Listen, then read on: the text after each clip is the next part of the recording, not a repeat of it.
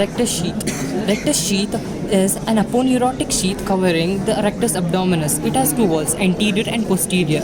Features: anterior wall. It is complete, covering the muscle from end to end. It is composition of variable which will be described below. It is firmly adherent to the tendinous intersections of the rectus muscle. Posterior wall. It is incomplete, being deficient above the costal margin and below the arcuate line. Its composition is variable, which will be described now. It is free from the rectus muscle. The fusion of all the aponeurosis in the midline is called linea alba. Laterally, the anterior and posterior walls extend till the linea semilunaris, which extends from the tip of the ninth costal cartilage to the pubic tubercle formation. Now, above the costal margin, the interior wall has the external oblique aponeurosis. Posterior wall, it is deficient. The rectus muscle rests directly on the 5th, 6th, 7th costal cartilage. On the posteriorly, this is just above the costal margin. Between the costal margin and the arcuate line, anterior wall is formed by external oblique aponeurosis and anterior lamina of the aponeurosis of internal oblique.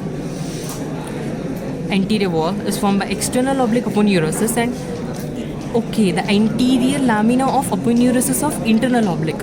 Posterior wall is formed by posterior lamina of aponeurosis of the internal oblique and aponeurosis of transversus muscle. Midway between the umbilicus and the pubic symphysis, the posterior wall of the rectus sheath ends in a arcuate line or linea semilunaris, or this is also called the fold of Douglas. Below the arcuate line, anterior wall is formed by the aponeurosis of all the three flat muscles of the abdomen. The aponeurosis of the transversus and the internal oblique are fused, but the external oblique remains separate. The posterior wall, it is deficient. The rectus muscle, rests on the fascia transversalis contents. Muscles which are present are the rectus abdominis is the chief and the largest content, and also we have the pyramidalis arteries. The arteries which are present are the superior epigastric artery enters the sheath by passing between the costa and the xiphoid origins of the diaphragm. It crosses the border of the transversus